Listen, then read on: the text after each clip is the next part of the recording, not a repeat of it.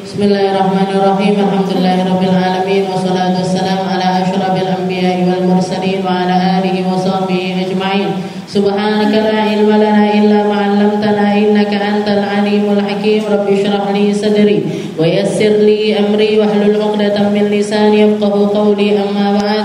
Alhamdulillah ala nikmatil Islam, alhamdulillah ala nikmatil iman wa kafa biha min ni'mah. Alhamdulillah, segala puji bagi Allah Subhanahu wa taala yang senantiasa mengaruniakan kepada kita Islam, yang senantiasa menjaga keimanan kita, yang senantiasa memberikan jatah-jatah dari kebaikan untuk selalu dan selalu kita laksanakan. Dijaga sholat kita, dijaga ibadah kita, dijaga pengabdian kita kepada orang-orang yang ada di sekitaran kita untuk mencari ridhonya Allah Ta'ala, untuk mencari jalan menuju kedekatan kepada Nabi kita Nabi Muhammad Sallallahu Alaihi Wasallam lewat ilmu, lewat amal, lewat ibadah, lewat zikir, lewat amaliyah hati ataupun juga dohir, amaliyah dohir maupun amaliyah batin. Semoga semua ini menjadi pertanda kita ini jadi hamba-hamba yang dicinta oleh Allah Subhanahu wa taala, menjadi hamba-hamba yang selalu nyari perkara-perkara yang indah dari Allah lewat warisannya Nabi kita Nabi Muhammad Sallallahu Alaihi Wasallam. Dan sebagaimana yang kita tahu, warisan terbesarnya Nabi itu ilmu.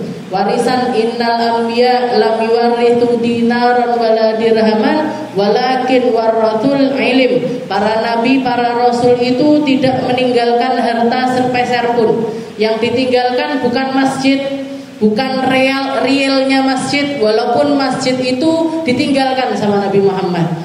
Yang ditinggalkan sama Nabi Muhammad bukanlah perkara-perkara yang nampak, tapi yang ditinggalkan sama Nabi Muhammad adalah perkara-perkara yang tidak nampak. Akhlak, ilmu, ini semuanya adalah warathul ilm, adalah warisannya para nabi. Adapun yang kelihatan semacam masjid serta bangunan-bangunan megahnya, itu semuanya hanyalah wasilahnya Allah Ta'ala untuk menyampaikan syariatnya Nabi kita Nabi Muhammad Sallallahu Alaihi Wasallam. Nabi Muhammad bangun masjid, Nabi Muhammad bangun masjid dengan cara yang paling sederhana. Gunanya untuk apa? Dipakai untuk ngaji, dipakai untuk sholat berjamaah, dipakai untuk nyampaikan wahyu-wahyu dari Allah Subhanahu wa ta'ala, biar semuanya menjadi lebih lancar.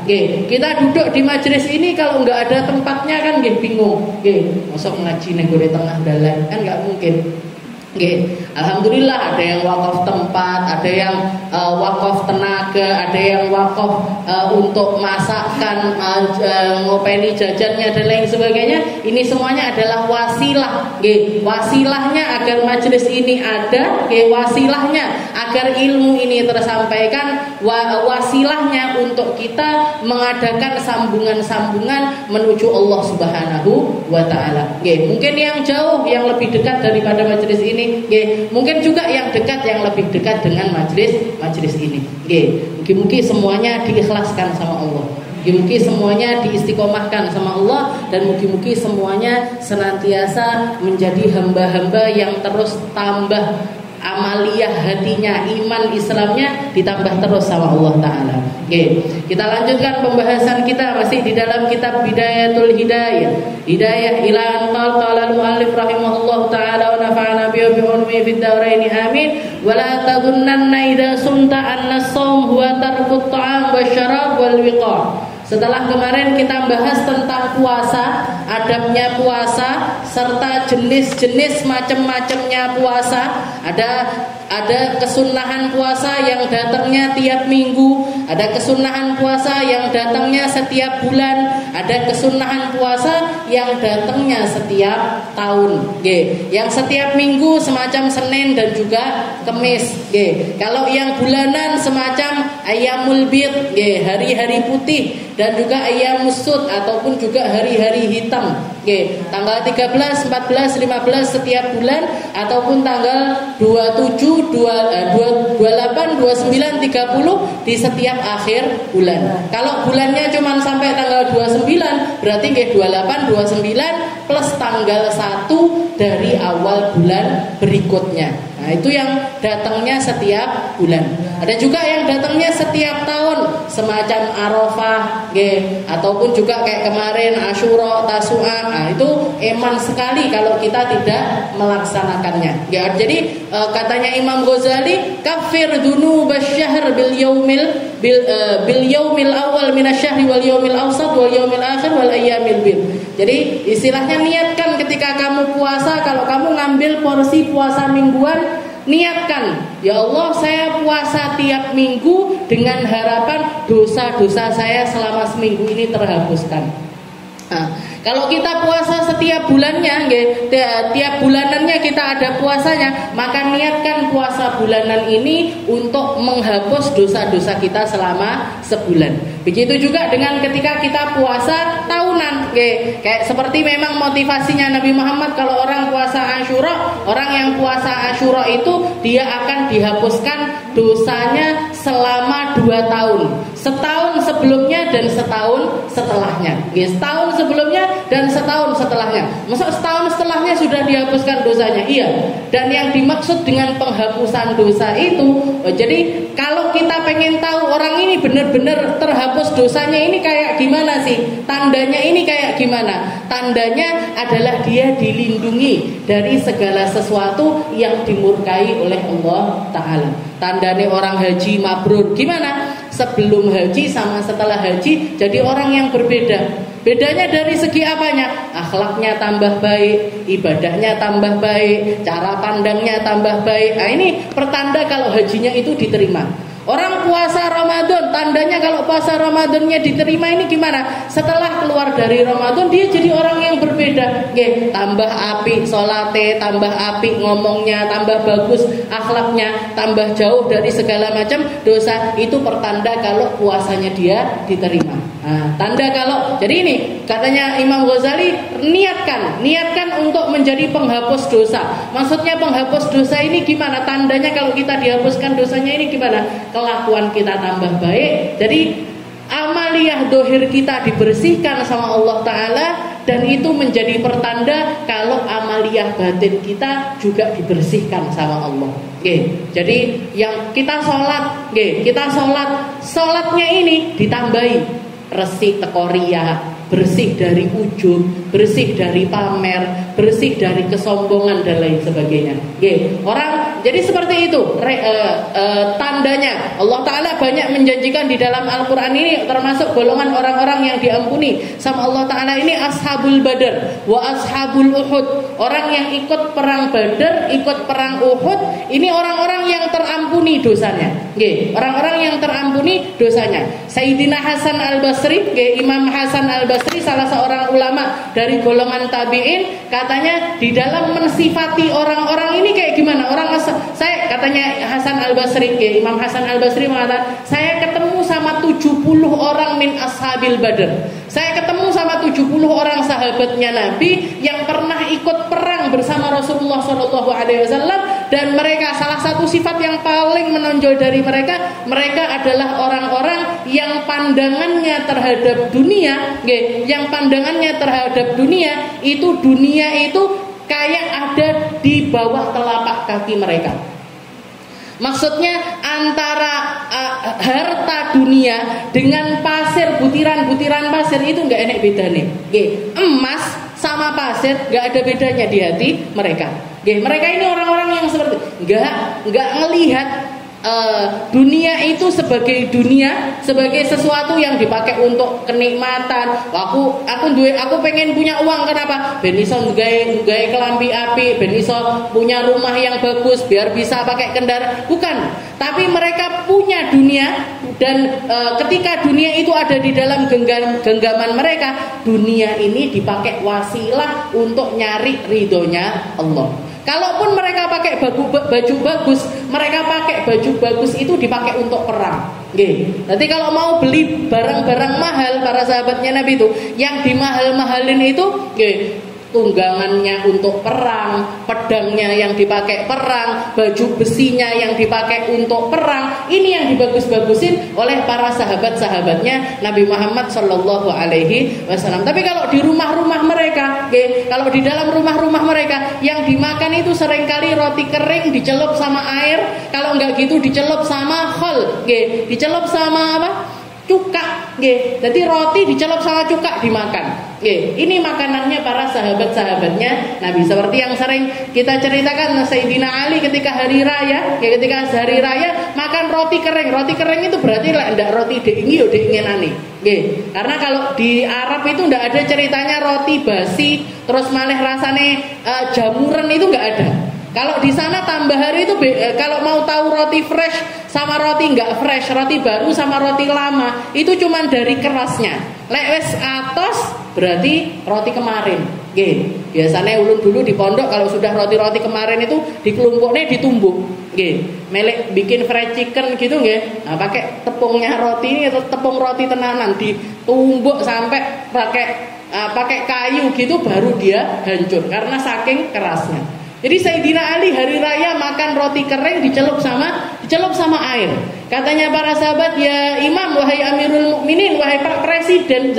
Waktu itu beliau menjabat sebagai seorang presiden. Hadza yaumul Id. Ini hari raya. Orang-orang lomba-lomba di rumahnya menyediakan makanan yang enak, halawiyat, permen-permen yang manis, makanan-makanan yang lezat. Wa anta ta'kul kama hadza, dan engkau makan makanan yang semacam ini. Jawabannya Sayyidina Ali, al-yaumu lana 'idan wal amsa lana 'idan wa ghadan lana al-'idan wa kullu yaumin la na'si Allah taala lana 'idan. Katanya Sayyidina Ali, hari ini hari raya, kemarin hari raya, besok juga insyaallah akan jadi hari raya. Hari raya ini hakikatnya apa? Hari di mana kami terbebas dari maksiat, disitulah hari raya. Disitulah hari yang perlu untuk kita rayakan. Disitulah hari yang kita patut untuk bergembira atas nama Allah Subhanahu wa Ta'ala, karena mampu melalui satu hari tersebut dan kita tidak bermaksiat kepada Allah. Ini orang-orang ashabul badar yang dijanjikan sama Allah Ta'ala terhapus dosanya, dijamin masuk surga, gak mungkin nyicipi neraka. Gak mungkin nyicipi neraka. Yaitu orang-orang yang semacam ini, pandangannya sama dunia seperti itu. Ini perkataan dari Imam Hasan Al-Basri. Wa kafir dzunubas sanah bi siyami hadhil ayyam wal ashhuril madhkurah. Setelah itu Imam Ghazali meneruskan, wala tadunnanna idza sumta an-nasawm wa tarkut ta'am wasyarab wal wiqa. Katanya beliau, dan jangan kamu kira, jangan kamu kira kalau kamu puasa itu kamu hanya meninggalkan makan, minum ataupun juga hubungan suami istri. Jangan kamu kira yang namanya puasa itu pokoknya nggak makan, nggak minum, nggak hubungan seksual. Jangan kamu anggap seperti itu, karena orang diet yo nggak makan, gitu. Wong lek melek kuru ya ndak maem.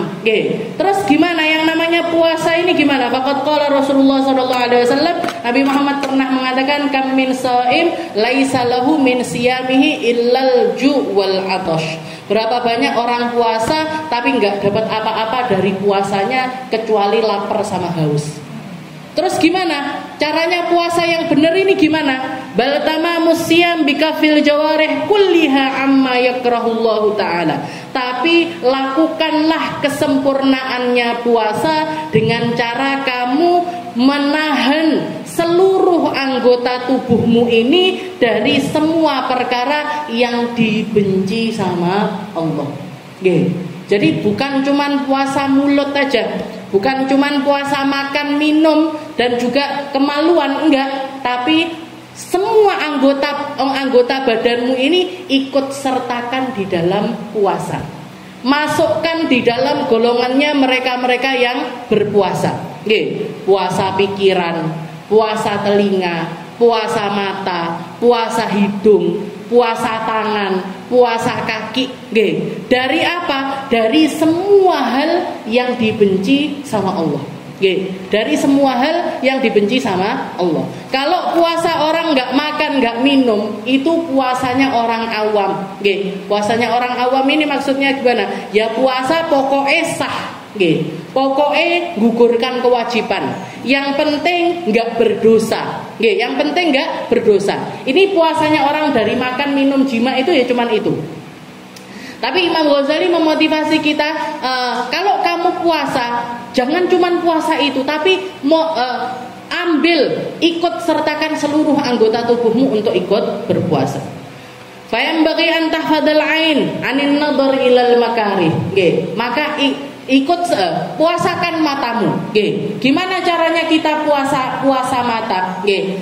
Pakai matamu untuk memandang sesuatu yang dipandang sama Nabi Muhammad, dan hindarkan matamu dari segala sesuatu yang tidak dipandang oleh Nabi Muhammad sallallahu alaihi wasallam. Nabi Muhammad itu dikasih sama Allah Ta'ala itu mata terindah.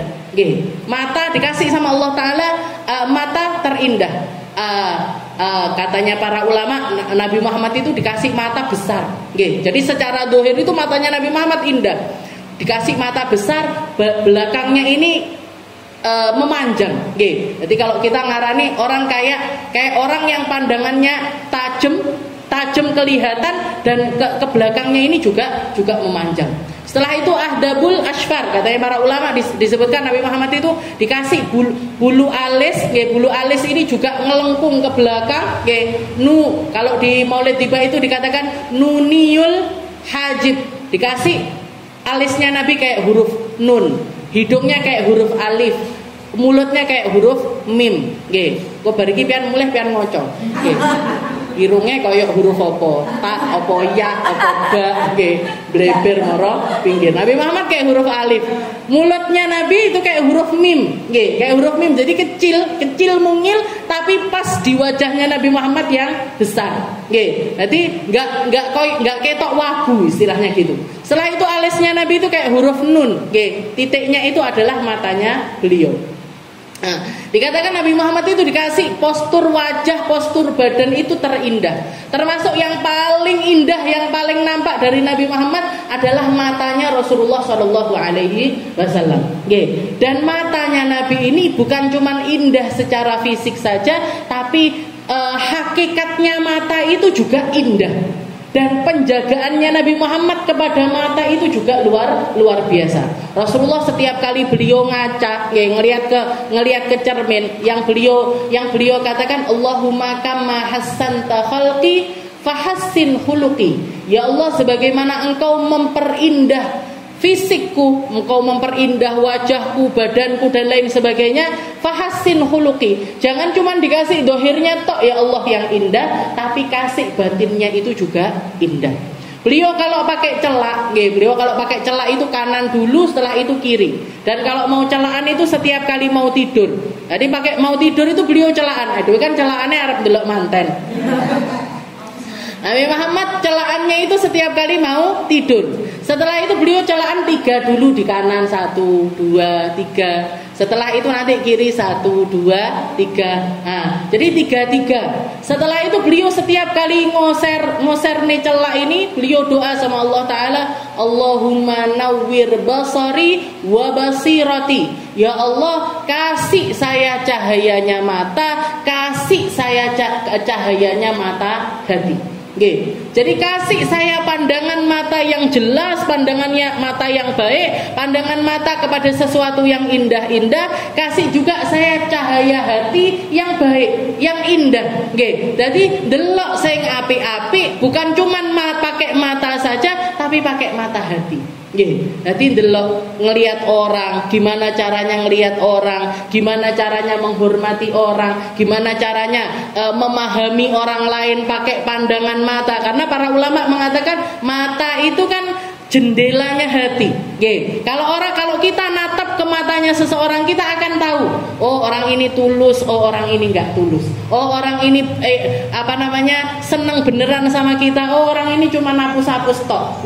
Orang ini senang bener. Jadi mata itu jendelanya hati. Kita akan bisa melihat ke dalam hati seseorang dengan cara kita melihat matanya orang. Pian kalau pengen tahu orang ketika ngomong sama kita ini bohong apa enggak, deloken, lihat matanya. Kalau setiap kali kita ngelihat matanya gini, Ngelihat matanya gini, nggih. Dadi dibuang muka, nggih, buang muka itu sudah pertanda kalau dia itu bohong. Nggih, itu sudah pertanda kalau dia itu nggak tulus, nggih, nggak tulus, nggak benar-benar. Tapi kalau dia serius, nggih, ngomong pengen curhat sama kita atau pengen ngobrol bener sama kita, dia bakalan ngelihat kita itu dengan matanya. Nggih. Jadi mata ini jendelanya hati dan itu kerasa sekali. Nggih, kerasa sekali di majelis gitu nggih. Ulun istilahnya tahu rasanya, oh ini penyampaian ini lagi enak, penyampaian ini lagi enggak enak. Orang-orang ini serak sama kajian saya, ini lagi ketok kabeh. Nggih. Kenapa? Karena matanya kelihatan semua. Nggih. Karena matanya kelihatan semuanya. Jadi seperti itu keadaannya. Nah, Nabi Muhammad itu punya pandangan mata itu seperti beliau itu nggak pernah mendelengi orang, nggak pernah. Oke, jadi matanya Nabi Muhammad itu besar, tapi nggak pernah dipakai untuk mentahdid orang pakai nah, seperti itu nggak pernah. Rasulullah kalau mandang orang, beliau mandang setelah itu istilahnya ngelihat sebentar, habis itu nunduk, ngelihat sebentar, nunduk. Dan para sahabat mengatakan Nabi Muhammad pandangannya ke bawah itu jauh lebih sering ketimbang pandangannya beliau ke atas. Tawaduan lillah, karena saking tawaduknya Nabi di hadapan Allah Subhanahu wa taala.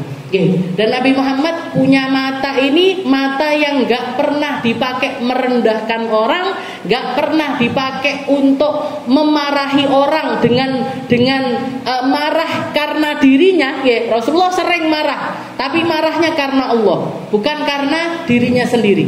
Gak pernah beliau marah karena fisiknya dihina, karena nasabnya dihina, karena orang tuanya dihina, gak pernah. Tapi kalau sudah syariatnya Allah Ta'ala dilanggar, beliau marahnya luar biasa. Dan Nabi Muhammad kalau sudah marah, itu diantara dua keningnya ini keluar uratnya. Keluar urat, saking putihnya kulitnya Nabi, itu ada urat yang keluar di antara dua keningnya Rasulullah SAW. Nah, dewe kan tidak sampai metu, marah yo coklat ngene. Jadi katanya beliau fayam bagi antahfadal ain anin nadhar ilal makari. Jadi jaga pandanganmu dari segala sesuatu yang dimurkai sama Allah. Nabi Muhammad itu senangannya ndelok apa? Rasulullah yang suka dilihat kalau beliau butuh healing. Kalau orang sekarang ngomongnya healing. Jadi refreshing. Kalau beliau lagi butuh refreshing, beliau itu senang melihat warna merahnya apel.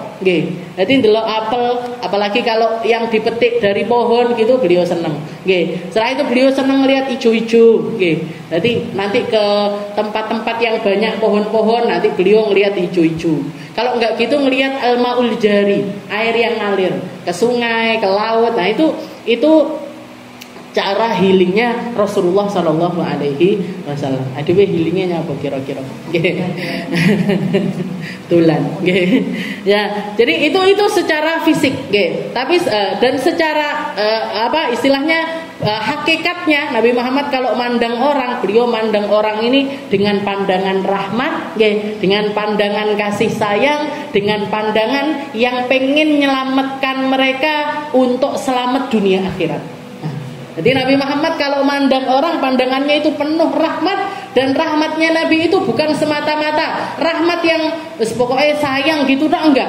Tapi piye carane ben kabeh wonge selamat neng donya, selamat di akhirat. Selamat di dunia, selamat di sisi Allah Ta'ala. Selamat untuk sampai ke dalam surganya Allah Subhanahu wa Ta'ala. Ini yang perlu kita banyak belajar dari Nabi. Piye carane Nabi ndelok, piye carane Nabi memutuskan segala. Rasulullah itu pernah ketika beliau malam-malam lagi purnama gitu, lagi jalan-jalan sama para sahabatnya Nabi, Rasulullah ngelihat ke atas langit, ngelihat ke atas qamar. Katanya Nabi, atarawna hadzal qamar? Kalian semuanya bisa enggak ngelihat ke bulan ini? Ngelihat ke bulan ini bisa apa enggak? Katanya para sahabat, "Na'am ya Rasul." Kita semuanya bisa ya Rasul, bisa ngelihat ke arah bulan. Katanya Nabi, "Innakum satarawna rabbakum kama tarawna hadzal qamar." Kalian nanti di surga akan melihat kepada Allah Ta'ala, memandang kepada Allah Ta'ala sebagaimana kalian sekarang melihat ke arah bulan. La tumaruna fihi, gak perlu berdesak-desaan tapi kabeh iso ndelok. Nggak perlu berdesak-desakan, kalian semuanya akan memandang kepada Allah Subhanahu wa taala. Nah, gimana caranya kita biar masuk di dalam golongan orang-orang yang akan memandang kepada Allah Subhanahu wa taala? Ya motone dijogo. Pandangan kita dijaga, jangan sampai merendahkan orang, jangan sampai ngelihat orang ini dengan pandangan benci, meremehkan, menganggap kita lebih daripada orang lain dan lain sebagainya. Ini adalah pandangan yang jauh dari pandangannya Rasulullah sallallahu alaihi wasallam. Fa yanbaghi an tahfadhul ain 'anil nadhar ilal makarih. Katanya Imam Ghazali, jaga matamu untuk tidak melihat sesuatu yang dibenci sama Allah. Wal lisan anin nutqi bima la ya'nik. Nah, setelah itu lisan kita juga dijaga. Lisan ini sing wong wedok paling angel niki. Jaga lisan, jaga omongan, jaga ucapan. Dan dijaga dari apa? Anin nutqi bima la ya'nik. Untuk tidak ngomong kecuali seperlunya. Untuk tidak ngomong kecuali seperlunya. Salah seorang sahabat Abi Dzar Al-Ghifari itu pernah mengatakan, belajarlah diem sebagaimana kamu belajar ngomong. Belajarlah diem sebagaimana kamu belajar ngomong. Kita belajar ngomongi baba, mama, papa. Pertama itu kan seperti itu. Nah ini seperti itu juga. Anggap setiap kali kamu ngomong itu bayar. Bayangkan, lek pian ngomong satu kata regane 1000, kira-kira sedina ngomong piro? Berapa kata ini kira-kira kita ngomong? Belajarlah diam sebagaimana kamu belajar ngomong. Kenapa? Karena mulut ini seringkali orang kepleset masuk neraka ini gara-gara mulut. Gara-gara mulut, gara-gara ngomong, bahkan kadang-kadang gara-gara nyampaikan sesuatu yang bukan perkataannya kita, keluar nyampainya ke orang lain dengan cara yang lain lagi. Penerimaannya orang itu berbeda-beda. Jadi dijogo, dijaga lisannya. Makanya beliau lisan anin nutqi bima la ya'ni. Ngomong, jagalah lisanmu dari berucap bima la ya'ni. Kalau nggak perlu ngomong, nggak usah ngomong. Gampangnya gitu. Jadi Imam Ghazali, lek ndak perlu ngomong, ndak usah ngomong. Kalau nggak disuruh ngomong, nggak usah ngomong. Kalau nggak ada keperluan kita untuk bicara, ndak usah bicara. Ndak usah nonyol-nonyol untuk bicara. Ndak usah aku lho sing paling ngene, yo aku kudu ngomong, jangan. Berusahalah untuk ngempet lisan, jangan banyak bicara. Wal udhuna anil istima' ila ma harramahullahu azza wajal. Juga jaga telinga dari mendengar dari apa-apa yang diharamkan oleh Allah Subhanahu wa taala. Dengar orang ghibah, dengar orang istilahnya omongan-omongan yang enggak enak itu enggak usah didengar. Misalkan di media sosial pian medsos apa ndak ya. Pian ngelihat YouTube apa ndak. Di YouTube ini kan reno-reno gitu. Semua hal masuk, semua hal kelihatan di situ. Dan kadang-kadang ini judulnya kontroversi. Apa gitu Terus ndak usah dibuka. Kalau perlu kita langsung filter. Jadi istilahnya pian melek nego di YouTube denger ceramahnya siapa. Melek enek hiburan sing apik-apik misalkan itu di subscribe subscribe. Jadi diikuti sing liyane kalau keluar nggak usah dilihat. Nggak usah dilihat. Biar apa? Biar nggak denger yang aneh-aneh. Biar nggak dengar hal-hal yang nggak perlu, biar nggak terhasut dengan hasutannya orang-orang yang menggaungkan itu semuanya pakai lisan mereka, biar nggak katut sama golongannya orang-orang tersebut. Ila ma harramahullahu azza wa jalla. Fa innal mustami' syarikul qail wa huwa ahadul mughtabain. Katanya Imam Ghazali, karena orang yang dengar itu gabung sama orang yang ngomong. Apa yang kita dengar, apa yang kita dengar itu kita masuk di dalam golongan orang yang ngomong. Masih ndak ngomong lek ngrungokne masuk di dalam golongan orang yang lagi ghibah. Jadi sakmene sak kelompok ghibah kabeh dhewe meneng ae tapi ngrungokne. Mbak kuwi ngene, tangga sing kuwi ngono, tibake ngono nah. Ngrungokne tapi nyimak tok, tapi ndak ngomong. tapi orang tersebut masuk di dalam golongan orang yang riba. Katut dosane. Katut dosa wa ahadul mutabain nggih. Yes, pokoknya aman nih neng jero rumah hasilnya. Tapi neng rumah yo ndak aman saiki. Ada HP dan lain sebagainya. Makanya kumpulan-kumpulan kayak gini ini kita perlu syukuri.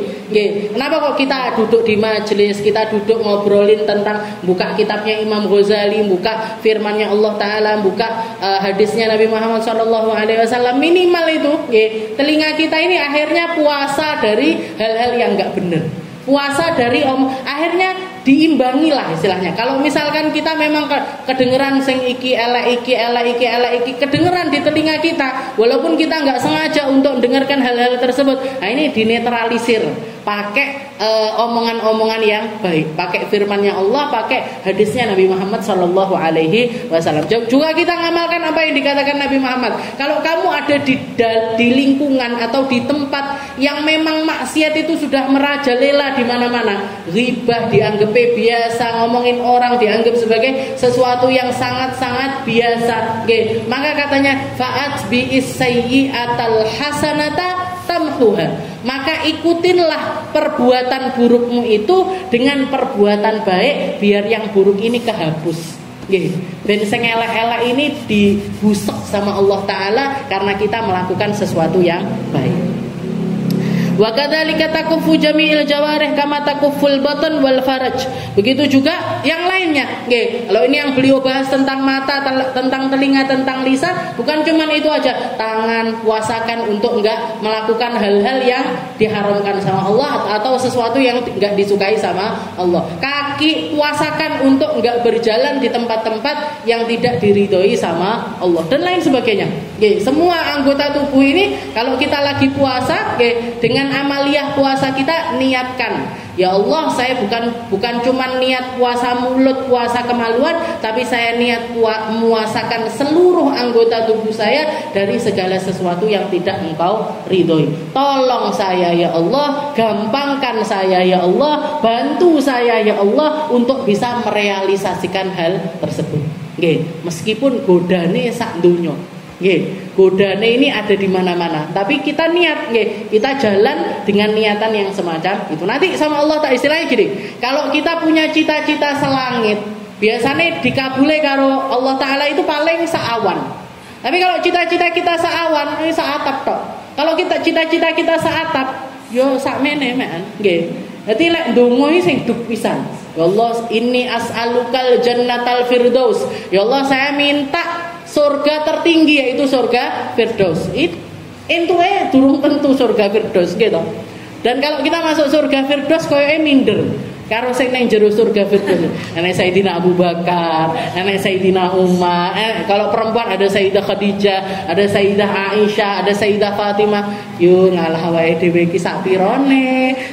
Dari orang-orang ini minder kita malah paling dikasihnya di bawah-bawahnya. Nggih, tapi mintanya yang tertinggi.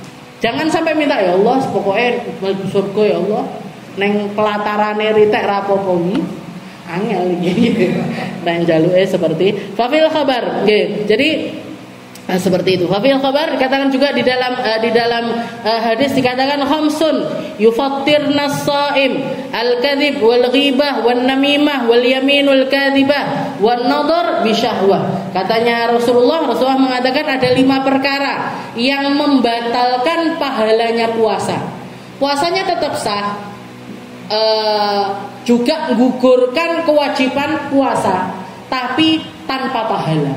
Jadi wong puasa ini yang dimaksud orang puasa tapi nggak dapat apa-apa dari puasanya kecuali lapar sama haus. Dapat gugur, nggak perlu dikodok, tapi pahalane entah. Apa 5 perkara ini? Yang pertama adalah al-kadzib, bohong. Dan bohong itu besar kecilnya batalkan pahalanya puasa. Besar kecilnya batalkan pahalanya puasa. Rasulullah pernah ketika ada salah seorang perempuan melihat seorang perempuan manggil anaknya, ya Abdullah ta'al utika syai'. Wahai Abdullah, jadi anaknya namanya Abdullah. Abdullah sini Abdullah, tak kasih sesuatu. Karena dia sering kayak gitu. Ulun misalkan sama ponakan-ponakan, Fat sini tak kasih sesuatu. Mak sini tak kasih sesuatu. Dipanggil dijawab sama Nabi, apa yang mau kamu kasih sama anakmu itu tadi? Hada tamar ya Rasul, mau tak kasih kurma ya Rasul. Nah, jadi istilahnya ibunya ini mancing biar anaknya datang dengan iming-iming tak kei sesuatu, tak kasih sesuatu. Setelah itu ditanya sama Nabi, apa yang mau kamu kasih ini ya Rasul? Mau tak kasih kurma. Katanya Nabi Muhammad, anti kamu kalau misalkan ngomong seperti itu, manggil anakmu dengan iming-iming sesuatu, padahal kamu nggak mau ngasih sesuatu tersebut, kutibti indallahi kadzdzabah, kamu ditulis di sisi Allah Taala sebagai seorang pembohong. Kamu akan ditulis, dicap sama Allah Taala sebagai seorang pembohong. Nah ini kan padahal kerep banget awake dhewe. Oh, ayo nanti tak ajak ke mana gitu. Aku tak ajak ke alun-alun. Mek tiba-tiba mek diunyer-unyerne tok ning alun-alun ora dijak. Nanti tak belikan coklat, nanti tak belikan permen, nanti tak belikan balon. Mek omong tok tapi enggak dikasih. Nah, makanya kalau kita mau jadi sesuatu yang keluar dari lisan kita sebagai janji, walaupun itu kepada anak-anak kecil, maka usahakan sesuatu yang bisa kita benar-benar kasihkan ke mereka. Nanti tak kasih permennya wes enek. Atau kita memang punya uang untuk belikan permen tersebut. Nanti tak belikan baju princess misalkan. Nanti tak belikan baju princess. Nah, kita memang mau belikan dia baju itu. Ojo mek dingge iming-iming tok. Kok tak jak dolan? Ndak dijak-jak dolan. Akhirnya apa yang terjadi? Kalau misalkan kita ngumbar kebohongan seperti itu dan itu dilakukan semenjak anak itu masih kecil, anaknya wis titan, heleh ibuke mek omong tok. Abahe mek omong tok, ninike mek omong tok, Jadi dicap bukan cuma di sisi Allah Taala kita dianggap sebagai pembohong, tapi di sisi anak-anak kita juga kita dianggap sebagai pembohong. Jadi al-kadzib yang pertama. Nah, ini batalkan pahalanya puasa. Mau itu besar, mau itu kecil. Mau itu bohong besar ataupun bohong kecil, itu membatalkan pahala puasa. Dan yang kedua al-ghibah. Ghibah ini ngomongin orang. Ngomongin orang yang sekiranya kalau orang yang kita omongkan ini dengar mesti tidak senang. Mesti orangnya enggak senang. Nah, maka itu berarti ghibah. Ghibah ini batalkan pahala puasa. Wan namimah. Namimah ini apa? Adu domba. Adu domba ini ngomong neng kene wong kuwi lho ngene. Habis itu ngomong ke satunya, itu loh orang itu gini. Akhirnya yang ini sama yang ini tukaran. Yang satu ini sama yang satunya tengkar. Ini dulurmu sing kuwi lho ngono. Ngomongin kamu di belakang gini. Nanti ngomong sama yang satunya, dulurmu sing kuwi ngene. Akhirnya tukaran. Ini namanya an-namimah. An-namimah. Orang namimah ini dosanya luar biasa besar. Yang sering kali dilihat sama Nabi Muhammad di alam kubur, di kuburan itu disiksa dengan siksaan paling besar ini, paling banyaknya adalah ar-rajulu yamshi bin namimah. Orang yang sering kali jalan kemana-mana itu nyebarkan fitnah. Ngomong sama orang gini, ngomong sama orang gini. Lain di mulut, lain sama di hati. Nah, ini orang yang namimah. Setelah itu yang ketiga 1, 2, 4. Yang keempat wal yaminul kadzibah. Nah, yang keempat ini mirip sama yang pertama, sumpah palsu. Demi Allah aku ndak ngene. Demi Allah. Nah, ini seringkali dilakukan sama orang-orang pasar. Wong-wong pasar ini ngomong, "Manis enggak Bu ini jeruknya?" Manis tak jamin manis, mesti manis. Dibake sing manis loro tok, sing liyane kecut kabeh. Ya, ini al-yaminul kadzibah. Katanya Nabi Muhammad, orang yang berjualan pakai jualan sumpah. Orang banyak sumpah, banyak ngomong, banyak iklan dengan pas ini kualitas nomor 1, itu pancen mayok nih dagangan. Jadi seringkali orang tertarik dengan kata-kata yang semacam itu. Tapi yumhil barokah. Tapi dagang dengan cara seperti itu barokah hilang. Memang dagangannya laku banyak, omsetnya naik, istilahnya bikin dia itu laris manis, tapi barokahnya hilang. Barokahnya hilang. Wal yaminul kadzibah. Dan yang terakhir wan nadhar bisyahwah. Ngelihat sesuatu dengan syahwat. Ngelihat sesuatu dengan syahwat. Ngelihat sesuatu dengan syahwat ini enggak mesti sama lawan jenis. Gak mesti sama lawan jenis. Dengan sesuatu yang lain pun juga termasuk an-nadhar bisyahwah. Jadi kayak misalkan kita ngelihat enek wong gawe klambi apik. Wah, apik klambine. Aku yo melek klambi koyo ngono. Nah, ini juga an-nadhar bisyahwah. Makanya Nabi Muhammad kalau ngelihat sesuatu yang indah-indah kayak gitu, ngelihat kendaraannya orang indah, lihat bajunya orang indah, ngelihat sorbannya orang indah. Nabi Muhammad yang keluar dari lisannya, Allahumma la aisha illa aishal akhirah. Allahumma la aisha illa aishal akhirah. Ya Allah, kendaraan ini indah, tapi kalau kendaraan ini nggak bawa saya selamat sampai ke surga, ndak ini faedah. Ndak ada manfaatnya sama sekali. Allahumma la aisha, maksudnya gini, ya Allah, saya senang sama sesuatu yang indah-indah, tapi kasih saya perkara indah dunia ini yang menyelamatkan saya sampai akhirat.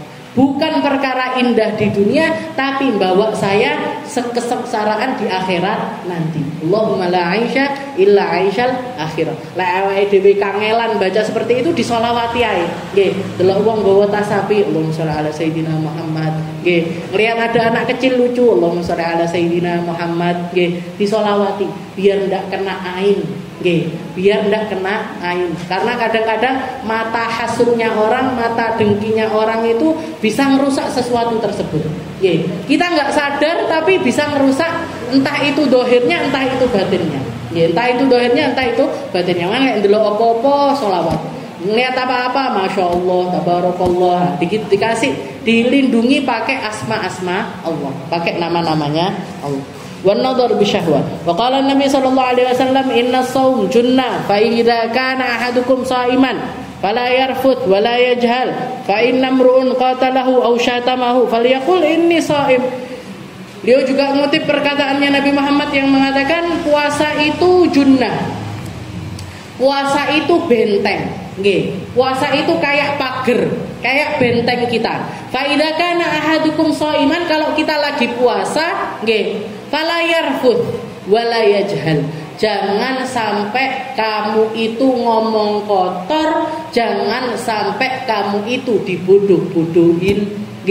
Kalau lagi puasa jangan jangan sampai keluar dari lisan kita itu kalimat-kalimat yang keji, jangan sampai juga kita itu dibodoh-bodohin. Dibodoh-bodohin ini gimana? Tersulut emosi kita, akhirnya kita marah sampai ngomong perkara-perkara yang enggak baik. Jangan sampai. Fa ini merun qatalahu aw syatamahu, katanya Nabi, kalau kamu ditantang perang sama orang atau dicaci maki sama orang lain, kita kalau dikata-katain orang, dilok-lok nek uang, kan pegel gitu. Marah pasti marah. Nah, ini marah ini biar enggak sampai ya juhul. Ya, makanya bahasanya beliau ya jahal. Jangan sampai kita ini jadi orang bodoh gara-gara rasa marah kita ini gimana? Carane ngempet ben enggak nesui piye carane? Falyaqul inni shaim inni shaim. Ngomong lagi puasa di tersulut emosi kita ini, ngomong aja inni shaim, ya Allah lagi puasa. Biar emosi kita itu tadi ketahan. Kalau kita ingat kita lagi puasa, ini nanti mesti tertahan. Dan orang kalau lagi puasa itu lebih gampang untuk meredakan marah ketimbang orang yang kenyang, ketimbang orang yang lagi nggak puasa. Tumajtahid an tuftir ala ta'ami halal. Setelah itu katanya beliau, dan usahakan kalau buka puasa pakai segala sesuatu yang halal. Pakai segala sesuatu. Wala tastakthir fatazid ala ma ta'kuluhu kullalailah. Fala farqa idza stawfaita ma ta'taduhu wallahu a'lam bissawab. Insyaallah kita lanjutkan di pertemuan kita yang selanjutnya.